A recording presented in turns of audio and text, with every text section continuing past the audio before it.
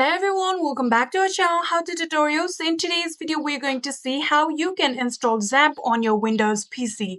Well, it is a very easy and simple process, so let's dive right into it. So the first thing that you'd have to do is open any kind of browser on your PC. I'm going to use Google Chrome. And after opening your browser, what you're going to do is go to the search bar and start typing apachefriends.org.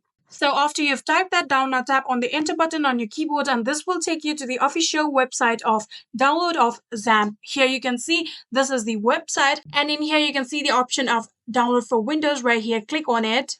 And now the download process has begun. So after the download process of the file has been completed, you will get a pop-up just like this. Here you can see, welcome to XAMPP Setup Wizard. All you have to do is click on next and then leave it all as default. So again, click on next.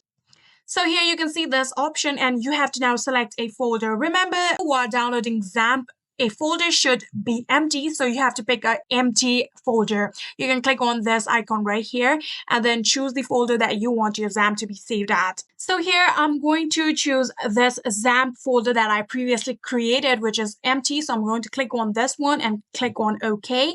After doing so, you can click on next.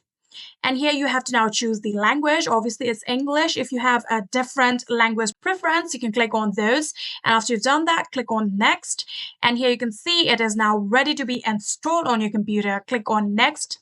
Finally, and here you can see the installation process has now begun. So after the completion of your process, you will get this pop-up and all you have to do is click on finish.